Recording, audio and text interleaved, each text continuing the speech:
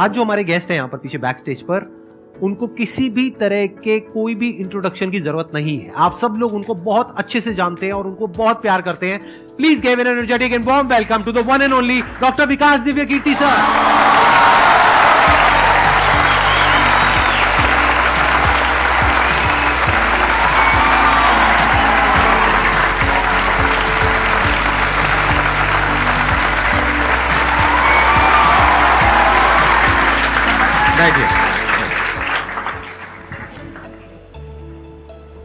मैं सबसे पहले आपको धन्यवाद देना चाहता हूँ धन्यवाद आपका आने के लिए। Thank you so much. क्योंकि जब से मैंने सीरीज शुरू करी है तब से हमारे कमेंट सेक्शन में कोई भी एक भी ऐसा वीडियो नहीं है जहां पर आपका नाम ना लिखा हो।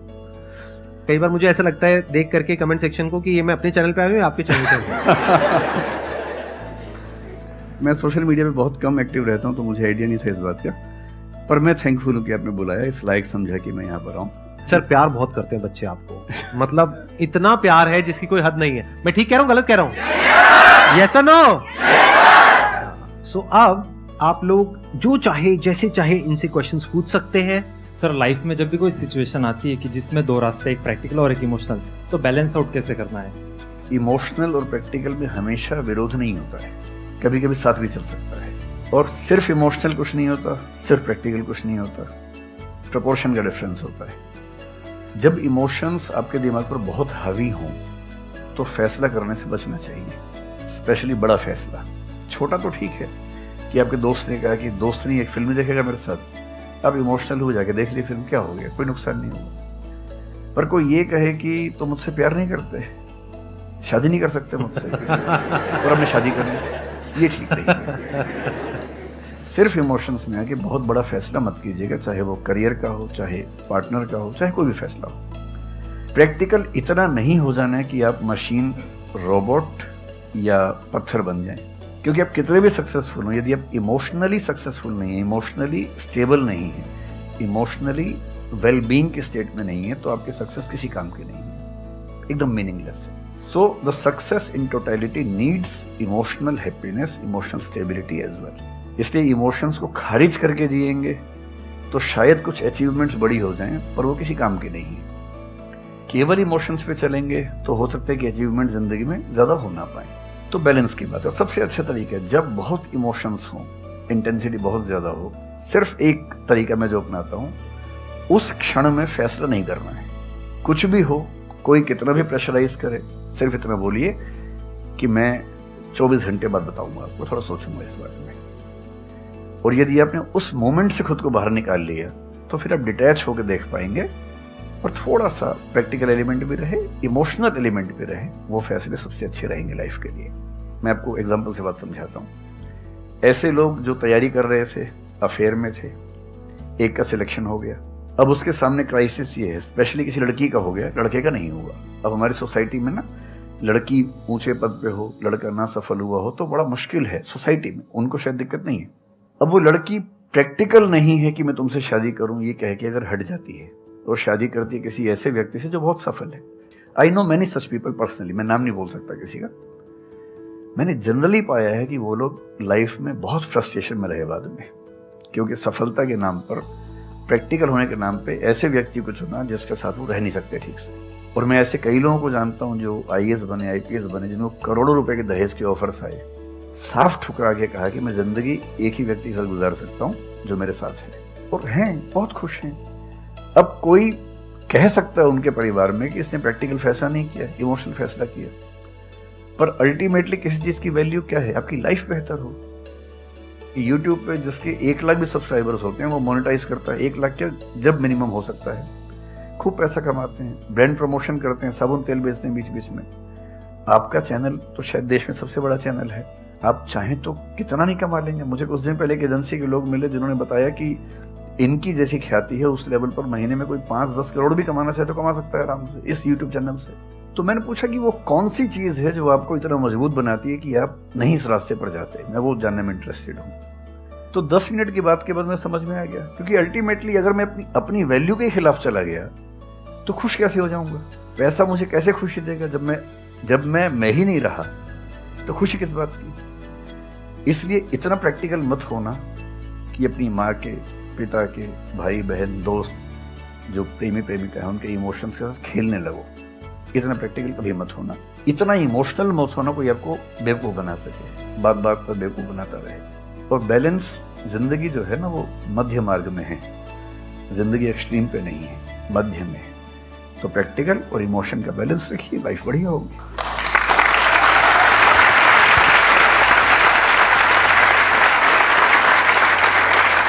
आपने सर इतने अच्छे से एक्सप्लेन किया, मेरे पास में कुछ है ही नहीं बोलने के लिए।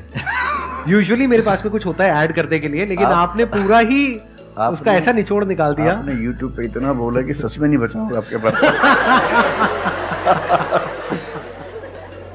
6-7 साल पहले की बात है, मेरी एक स्टूडेंट थी जो सुसाइडल टेंडेंसी की शिकार थी उस समय।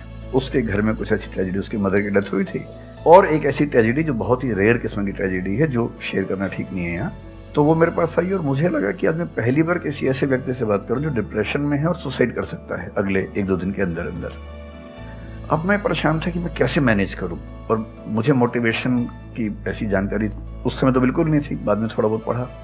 तो मैंने उससे कहा कि अच्छा तुम घर जाओ, मैं कुछ देखता हूँ। फिर मैं घर गया, नेट पे सर्च करना शुरू किया। करते करते मुझे आपका एक वीडियो मिल गया, अनस्टॉपेबल, शायद कुछ आपने एक वो बनाया था उस समय। तो मैंने वो थोड़ा सा देखा, 10 मिनट का। मुझे लगा कि ये जो है ना, ये इंजेक्शन है किसी मतलब डिप्रेस्ड व्यक्ति को तुरंत मोटिवेट करने के लिए। तो मुझे ध्यान है कि मैंने उसको वीडियो का लिंक भेजा। मैंने कहा देखो, जिंदगी अपने रास्ते पे चलेगी, ठीक हो जाएगी। जब जब मूड ऐसा हो, बहुत डिप्रेसिंग हो, सुसाइडल मन करे, उस समय वीडियो देखना ध्यान से, और कम से कम उस बुरे फेज से बाहर निकल जाओगी। और फिर मैंने वो वीडियो अपने फैमिली में भी 2-3 बच्चों को भेजा, जो बच्चे उस क्राइसिस में होते थे। तो मैं बहुत थैंकफुल हूँ उन सब बच्चों की जान बचाने में, क्या बात कर बड़ी भूमिका है। Thank you so much sir, it means a lot to me. ये तो आपने बहुत बड़ी बात कह दी सर, मेरे लिए बहुत बड़ी बात है। नहीं, कई बच्चों की जान बचाई होगी आपने जरूर। जो वो एक मोमेंट होता है, उस मोमेंट में कोई बचा ले तो लोग बच जाते हैं, वो मोमेंट क्रॉस हो जाए तो फिर चीजें बिगड़ जाती हैं। हेलो सर, नमस्ते। नमस्ते सर, बोथ ऑफ यू, मैं हमेशा से आप दोनों की बहुत फैन रही हूँ। मुझे बस ऐसा लग रहा है कि मैं सपना देख रही हूँ, मेरे लिए रियलिटी नहीं है। मुझे बस आपसे ये जानना, मैं हर मतलब एवरी डे 8 से 10 आवर में पढ़ाई करती हूँ, बट मुझे कभी कभी बहुत डिमोटिवेशन आ जाता है कि होगा नहीं होगा, क्या होगा पता नहीं। देखिए, डिमोटिवेशन अगर आपको दिन भर में 1 घंटे आता है? नहीं सर, ऑलमोस्ट टाइम पढ़ाई करने के बाद 2-3-4 दिन के बाद ही होता है, कंटिन्यूअसली नहीं। अगर महीने में 4-5 बार आता है और 1-1 दिन के लिए आता है, तो इसका मतलब आप एकदम ठीक हैं। अगर कोई व्यक्ति आपको ये कहे कि मुझे डिमोटिवेशन कभी नहीं होता, तो उसको इलाज की जरूरत है। आपको जरूरत नहीं है। क्योंकि जब आप अपने से बेहतर व्यक्ति को देखेंगे, आपको थोड़ा सा इंफीरियरिटी कॉम्प्लेक्स आएगा, डिमोटिवेशन आएगा। जब आप अपने से कमजोर को देखेंगे, आपको सुपीरियरिटी कॉम्प्लेक्स आएगा, थोड़ा सा मोटिवेशन ज्यादा हो जाएगा। जिस दिन टारगेट पूरा हो जाएगा, मोटिवेशन आ जाएगा। जिस दिन टारगेट पूरा नहीं होगा, डिमोटिवेशन आएगा। जिस दिन टेस्ट में आपके मार्क्स अच्छे आएंगे, आप मोटिवेशन के साथ लौटेंगे। जिस दिन खराब आएंगे, डिमोटिवेशन होगा। लेकिन ध्यान रखिए, जिस दिन आप मोटिवेटेड हैं, उस दिन आप वजह बन गए कईयों के डिमोटिवेशन की। लगातार मोटिवेटेड होना एक मेंटल इलनेस की निशानी है, और लगातार डीमोटिवेटेड होना डिप्रेशन की निशानी। इन दोनों से बचना है। तो डीमोटिवेशन की बहुत हाइप है, इतनी हाइप की जरूरत नहीं है। थोड़ा बहुत हो, एंजॉय कीजिए उसको। और जब जब लगे कि जिंदगी बहुत खराब चल रही है, तो मैं जो करता हूँ, अजीब सा लगेगा आपको, मैं कभी कभी शमशान घाट चला जाता हूँ। सर, मैंने ये सुनी है, आपने वीडियोस में भी कहा है। सच में चला जाता हूँ। या ट्रॉमा सेंटर चला जाता हूँ देखने के लिए। ट्रॉमा सेंटर में जाके 1 घंटा बैठ के आ जाइए, मोटिवेशन आ जाएगा। और शमशान घाट में जाके देख लीजिए कि हम जैसे हमसे कम उम्र के लोग वहाँ जल रहे होते हैं, तो लगता है हम जिंदा तो हैं। अगर मैं थोड़ा सा कॉग्निटिव लेवल पर बात करूँ, एक बहुत बड़ा साइकोलॉजिस्ट हुआ, उसका नाम है ब्रेंटानो। कभी सर्च कीजिएगा उसको। ब्रेंटानो ने ह्यूमन कॉन्शियसनेस को स्टडी किया, और उसने ये बताया कि ह्यूमन कॉन्शियसनेस की बेसिक नेचर है कि जो हमारे पास है वो हमें नजर नहीं आता, जो नहीं है वो नजर आता है। तो the consciousness of lacking something is the nature of human consciousness. इसलिए इसी बात को एक शेर में, बहुत प्रसिद्ध शेर में कहा गया है, दुनिया जिसे कहते हैं जादू का खिलौना है, मिल गया सो मिट्टी है, नहीं मिला वो सोना है।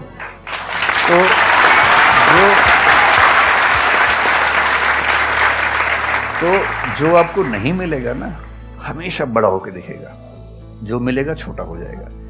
तो ईमानदारी इसमें है कि जब जब डिमोटिवेशन और डिप्रेशन हो, एक कागज लेके बैठ जाइए और एक तरफ लिखिए मेरी जिंदगी में ऐसा क्या क्या है जो दूसरों के पास नहीं है।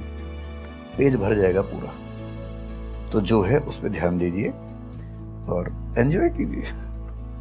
मेरा क्वेश्चन है कि आजकल बहुत लोग बोलते हैं कि एजुकेशन सिस्टम हमारा पुराना हो गया है और बहुत लोग बोलते हैं कि इसे चेंज करना चाहिए और ये सारी चीज़ें बहुत पुरानी हो रही है जो हम अभी करंटली पढ़ रहे हैं। तो इस पे आपका ओपिनियन क्या है? एजुकेशन सिस्टम में तो बहुत मेजर चेंजेस की ज़रूरत है और ये बात भारत सरकार ने एक्सेप्ट भी की है, नई पॉलिसी भी लेके आए हैं। मतलब मुझे लगता है कि कई लेवल्स पे देखना है। सबसे पहले तो ये डिफाइन करना ज़रूरी है कि एजुकेशन का पर्पज़ है क्या। क्या पर्पज़ केवल नौकरी लेना है, एक जॉब मिल जाए, वही पर्पज़ है? मैं उससे एग्री नहीं करता हूँ। मेरी राय में एजुकेशन का बेसिक पर्पज़ है कि एक होमो सेपियंस, एक इंसान बन जाए, सोचना आ जाए, उसको समझना आ जाए। कोई राजनेता या धर्मगुरु उसको गधा ना बना सके, बेवकूफ़ ना बना सके। उसे इतनी समझ हो कि वो चीज़ों को फैक्चुअली, ऑब्जेक्टिवली समझ सके, तर्क कर सके, बहस कर सके और अगर तर्क और बहस में सामने के तर्क ठीक हैं तो उनको एक्सेप्ट भी कर सके, इतना विनम्र भी रहे। बेसिकली पर्सनैलिटी ग्रूमिंग का प्रोसेस एजुकेशन है, वो केवल नौकरी का मामला नहीं है। पहली गलती तब होती है जब हम उसको केवल नौकरी का मामला मान लेते हैं। मतलब नौकरी ज़रूरी है, ऐसा नहीं कि ज़रूरी नहीं है, लेकिन वो सिर्फ वो उसका पर्पज़ नहीं होना चाहिए। सेकेंडली, कई ऐसी चीज़ें जैसे अगर बहुत विस्तार में तो मेरी जा सकते हैं, जैसे एक बहुत छोटी बात है सेक्स एजुकेशन हमारी सोसाइटी में। ये इतनी ज़रूरी चीज़ है स्कूल में। जो एडोलेसेंस की एज के लोग हैं, 12, 13, 14 की एज के लोग हैं, उनको वो सब चीज़ें बताएं ताकि गलत सोर्सेज से इंफॉर्मेशन ना मिले, कोई गलती ना कर बैठें। हेल्थ एजुकेशन के रूप में हो, उनको सारी चीज़ें पता हो, ठीक हाथों से पता हो, ठीक तरीके से पता हो। फिर मेरा ख्याल है कि जैसे IITs में अब तो होने लगा है, पहले क्या था कि हम टेक्नोलॉजी सेंट्रिक एजुकेशन पर ज़्यादा फोकस करते थे कि आपने मशीन को समझ लिया, तकनीक को समझ लिया, हो गया, इंसान को नहीं समझा। टेक्नोलॉजी पढ़ने वाले लोग समाज और इंसान से एकदम कटे हुए थे। अब तो ह्यूमैनिटीज़ के कुछ सब्जेक्ट्स पढ़ाने की परंपरा शुरू हो गई है। एक होलिस्टिक एजुकेशन हो। ह्यूमैनिटीज़ वाला बच्चा केवल हिस्ट्री, पॉलिटिकल साइंस, सोशियोलॉजी पढ़ता है, उसको कोडिंग का सी भी नहीं आता, टेक्नोलॉजी बिल्कुल नहीं आती उसको MS एक्सेल भी नहीं पता क्या होता है। टेक्नोलॉजी वाला सिर्फ टेक्नोलॉजी पढ़ता है, वो ह्यूमन ब्रेन को नहीं पढ़ना चाह रहा, सोसाइटी को नहीं पढ़ना चाह रहा। क्यों नहीं एक ऐसी शिक्षा हो जिसमें एक इंटीग्रेटेड अप्रोच हो, होलिस्टिक अप्रोच हो, कि हम खुद तय कर सके कि किस किस एरिया में हमें ज़्यादा जाना है और एक बेसिक अंडरस्टैंडिंग हर चीज़ की हो। तो बेसिक 3 फार्मूले माने जाते हैं। एक यूनिवर्सलाइजेशन ऑफ प्राइमरी एजुकेशन है कि 10वीं क्लास तक की शिक्षा हर बच्चे को मिले, ठीक से मिले। वोकेशनलाइजेशन ऑफ सेकेंडरी एजुकेशन यानी 11वीं 12वीं की पढ़ाई का पर्पज़ है कि बच्चा ये समझ पाए कि उसको ज़िंदगी में आगे कहाँ जाना है। और फिर जो हायर एजुकेशन है वो सबको करने की ज़रूरत नहीं होनी चाहिए, वो शौक पूरा करने के लिए नहीं है, वो शादी का वेटिंग रूम नहीं है, वो उसके लिए है जिसको सच में आगे पढ़ना है, वो उतना पढ़े, सब्जेक्ट चूज करे और फिर उसमें गहराई से रिसर्च करे ताकि डेवलपमेंट के रास्ते पर अब बढ़ें। हम एजुकेशन के मामले में बहुत बुरी स्थिति में हैं। मैं तो जिस उम्र में हूँ, मेरा अब तो पर्पस भी ये बन गया है कि अब मैं उसी पे कुछ काम करूँ। एक यूनिवर्सिटी शुरू करने की योजना मेरे मन में है, इनसे मैंने शेयर भी किया था। और मैं जिस तरह का विश्वविद्यालय सोचता हूँ वो नौकरी देने के पीछे पागल नहीं होगा, वो होमो सेपियंस को कायदे का इंसान बनाने की कोशिश करेगा। नौकरी तो उसका एक पार्ट है। मतलब आप जितने भी सफल लोगों को देखेंगे जनरली, जैसे मैंने इन्हीं से पूछा, ये जिस फील्ड में सफल हैं, इनका जो करियर है, अगर मैं इसको छोड़ भी दूं तो अदरवाइज भी जो इनका करियर है वो उस विषय से जुड़ा हुआ नहीं है जो इन्होंने पढ़ा है ग्रेजुएशन में। मेरा भी नहीं है, आमतौर पे किसी का भी नहीं है। 90% लोगों को मैं देखता हूँ जो सक्सेसफुल हैं, उनके ग्रेजुएशन के सब्जेक्ट में और लाइफ की फील्ड में कोई लिंक नहीं है। तो बेसिक पर्पस क्या है? वो स्मार्टनेस बाहर आ जाए, ग्रूमिंग हो जाए, इंटेलिजेंस है, इमोशनल इंटेलिजेंस है, वो सब जो टूल्स हैं वो उस बच्चे को सीखने को मिल जाए ताकि फिर वो जिंदगी को फेस कर सके, इनोवेट कर सके, नए रास्ते निकाल सके। 1000 रास्ते दुनिया में होते हैं। तो सच बात है कि काफ़ी चेंजेस की ज़रूरत है और आप और हम मिलकर करेंगे चेंजेस। एजुकेशन वाइज अगर देखा जाए तो मैंने बहुत ज़्यादा कुछ नहीं किया है अपनी लाइफ में, बट मेरे स्टैंड पॉइंट से अगर आप देखोगे कि एजुकेशन क्या है, तो एजुकेशन का सबसे बड़ा गोल ये है कि एक इंसान का दिमाग खुले, बजाय कि उसका दिमाग इतना नैरो डाउन हो जाए कि उसको लगे कि बस यही अगर हो गया तो सक्सेस है, ये नहीं हुआ तो फेलियर है। आप अनगिनत तरीकों से अपने गोल को, अपने पर्पस को, या जो भी आप करना चाहते हो उसको अचीव कर सकते हो। एजुकेशन का सबसे बड़ा गोल ये होना चाहिए, और वही मेरी कोशिश है अपने इन सेशंस के थ्रू करने की, कि एक इंसान का दिमाग खुल जाए, उसके दिमाग में एक पॉसिबिलिटी माइंडसेट आ जाए, ना कि एक लिमिटेड माइंडसेट हो कि बस ये हो गया तो बहुत है। अब प्रॉब्लम क्या है, ये जो लिमिटेड माइंडसेट है ये बहुत लोगों का है, करोड़ों लोगों का है, तो वहां पे कंपटीशन भी बहुत है। पॉसिबिलिटी माइंडसेट जबकि देखा जाए तो ज्यादा इंटरेस्टिंग है, लेकिन बहुत कम लोगों का है और वहां पे कंपटीशन कम है।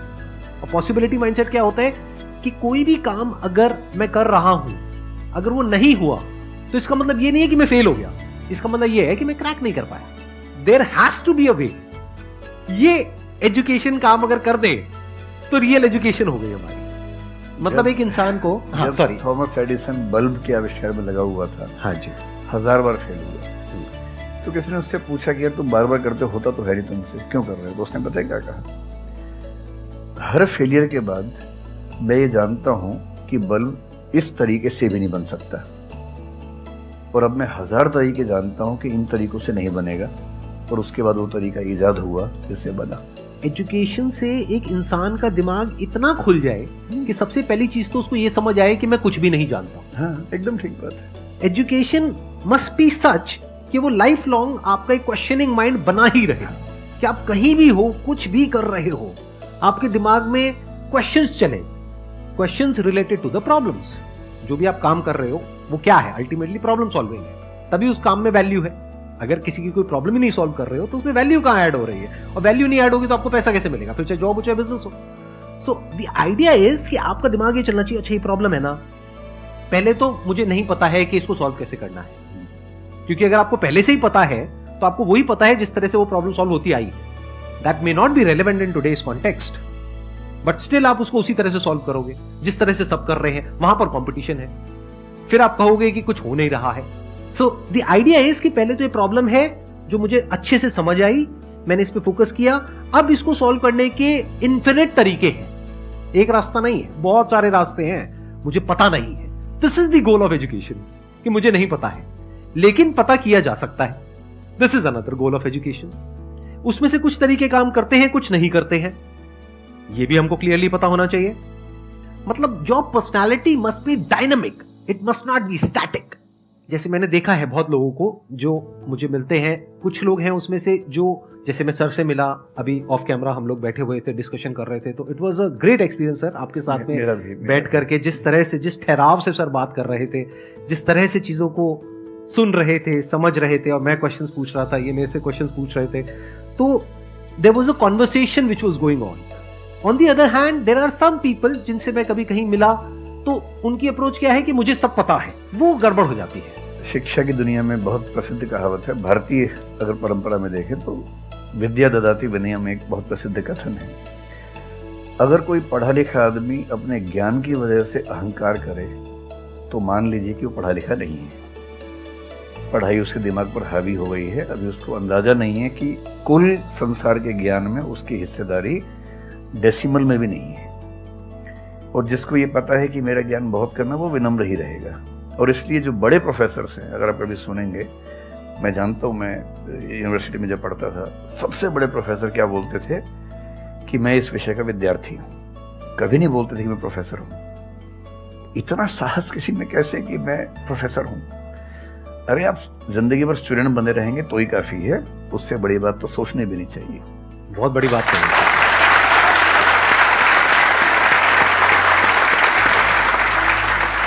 मतलब कि एजुकेशन का गोल आपको प्रोफेसर बनाना नहीं है, आपको स्टूडेंट बनाना है। अगर सर की बात को आगे एक्सटेंड किया जाए, एकदम सही, एक लाइफ लॉन्ग स्टूडेंट, कि आप सीखते चले जा रहे हो, सबसे, जिससे मिल रहे हो, लोगों से सीख रहे हो, सिचुएशन से सीख रहे हो, अपनी लाइफ के अच्छे एक्सपीरियंसेस से सीख रहे हो, बुरे से सीख रहे हो। जैसे मैंने देखा है, जब भी यहाँ पे कोई क्वेश्चंस पूछते हैं ना, सबके क्वेश्चंस एक ही होते हैं, सर सक्सेसफुल कैसे हो। कभी मैंने आज तक ये क्वेश्चन नहीं सुना किसी का भी जो इससे बड़ा क्वेश्चन है, जो आप रिलेट कर जाएंगे कि सर सक्सेस हमारा दिमाग खराब किस तरीके से करती है, या सक्सेस का क्या माइनस पॉइंट है। सक्सेसफुल होने से बड़ा है मीनिंगफुल होना, सार्थक होना। सफल होना छोटी बात है, सार्थक होना ज्यादा बड़ी बात है। सर मेरा क्वेश्चन ये है कि लाइफ में बहुत सारे सरकमस्टांसेस आते हैं जहाँ पे मतलब हमें ये लगता है, बहुत सारे नेगेटिव थॉट्स आते हैं कि मतलब आगे कैसे बढ़ें, how to get rid of fear of failure. Sir कैसे हम इसको हैंडल करें? अगर हम कोई किसी चीज़ को शुरू करना चाहते हैं सर, तो हमारे दिमाग में बहुत सारे नेगेटिव थॉट्स चलते रहते हैं, हो पाएगा नहीं हो पाएगा, बहुत तरह के नेगेटिव क्वेश्चंस आते रहते हैं सर। तो इसको कैसे हैंडल करना है सर इस सिचुएशन को? फियर ऑफ फेलियर थोड़ा सा ठीक भी है, ये हमें रोकता है उन दिशाओं में जाने से जहाँ हमें जाना भी नहीं चाहिए। जैसे मान लीजिए मैं सोचूं कि मैं फुटबॉल प्लेयर बन जाऊं, मुझे पता है कि नहीं बन पाऊंगा, मेरी फिटनेस वैसी नहीं है, तो मुझे ये फियर रोक लेगा, ठीक बात है ना। ये ज़रूरी नहीं है कि आप दुनिया में हर चीज़ के लिए ठीक हो, हर किसी का एक पैकेज है, हर किसी का जो एट्रीब्यूट्स हैं या वर्च्यूज़ हैं उन सब का एक पैकेज है। We can be good at few things, we can be best at maybe one thing, we can not be best at everything. तो ये बहुत ज़रूरी है कि अपने एप्टीट्यूड को देख के हम सिलेक्शन करें कि हमें कहाँ जाना चाहिए। ठीक है, अगर सिलेक्शन कर लिया है तो फिर फियर ऑफ फेलियर होने की वजह ये है कि या तो आप जो कंपटीशन है उस पर ज़्यादा फोकस कर रहे हैं, अपनी स्ट्रेंथ पे कम फोकस कर रहे हैं। मेरे ख्याल से स्ट्रेंथ पे फोकस करना, कुछ अच्छे लोगों की कंपनी में रहना जो थोड़ा सा मोटिवेट करते हों, अच्छे दोस्त हों, लगातार मनहूस टाइप की बात ना करते हों, ऐसे लोगों के साथ रहना, कुछ रिक्रिएशनल एक्टिविटीज़ उससे बाहर निकल के थोड़ा खेलना कूदना, मतलब फिजिकली फिट रहना, वो सब रहेगा तो हार्मोन्स जो हमारे दिमाग में आते हैं उससे, फिजिकल एक्टिविटी से, जो एंडोर्फिन्स वगैरह हैं, हैप्पी हार्मोन्स हैं, डोपामाइन वगैरह है, वो रिलीज होते रहें तो हम वैसे भी बहुत फियर से बचे रहते हैं। और अंत में मेरा तरीका ये है कि अगर मैं कुछ नहीं करूँगा तो फेल होना तय है, करूँगा तो चांस है कि फेल होऊंगा या पास हो जाऊँगा, तो नहीं करने में तो तय है कि फेल हो गया, तो क्यों नहीं चांस ले लेते हैं। और एक जगह फेल होऊंगा तो तय मान के चलिए कि दूसरी जगह मेरे फेल होने के चांस कम होगा, क्योंकि मुझे एक एक्सपीरियंस है प्रयास करने का और फेल होने का, और वो एक्सपीरियंस किसी ना किसी क्वांटिटी में हर फील्ड में काम आता है, मैच्योरिटी आपके अंदर आती है। और मैं एक शेर अक्सर यूज़ करता हूँ, बहुत बहुत प्रिय शेर मुझे है, और मुझे सच में लगता है कि ज़िंदगी को जीना बहुत आसान काम है, मुश्किल काम नहीं है। असली बात है कि आप प्रयोग करें, कोशिश करें, और हार जाएं तो दूसरी कोशिश करें। और मैं इसीलिए एक लाइन हमेशा बोलता हूँ, क्यों डरे, ज़िंदगी में क्या होगा, कुछ ना होगा तो तजुर्बा होगा।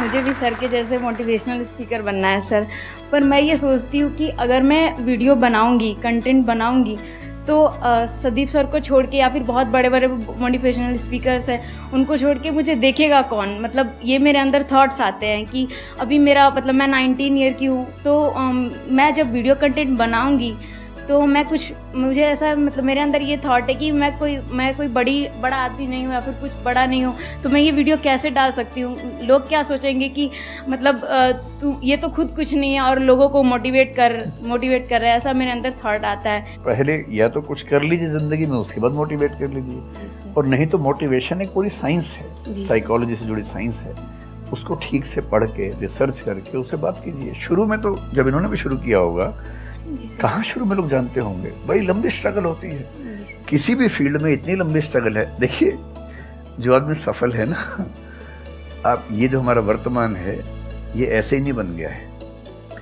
हर सफल आदमी का एक बहुत लंबा अतीत होता है जिस पर नज़र किसी की नहीं होती है। और बशीर बद्र ने एक बड़ी गहरी बात कही थी, ये फूल मुझे कोई विरासत में मिले हैं, तुमने मेरा कांटों भरा बिस्तर नहीं देखा।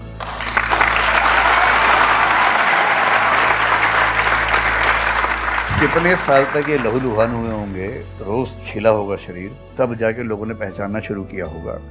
लगातार काम करने से, जिसको कंसिस्टेंसी कहते हैं, परसिवियरेंस कहते हैं, बात बनती है, आपकी भी बनेगी।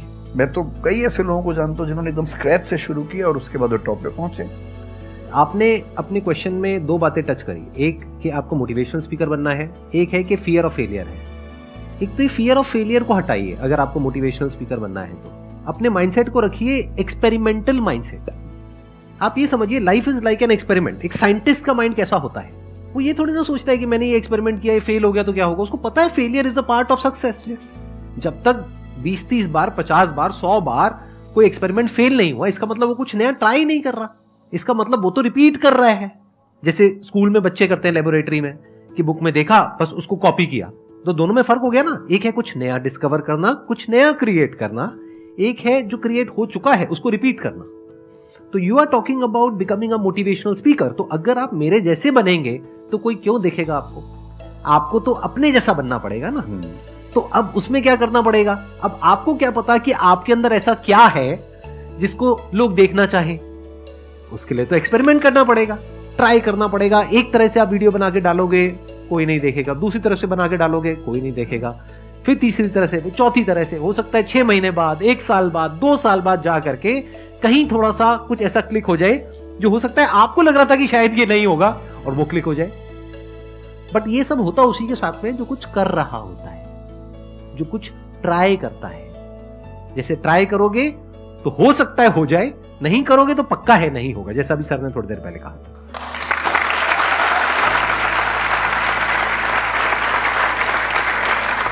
Thank you so much sir यहाँ पर आने के लिए।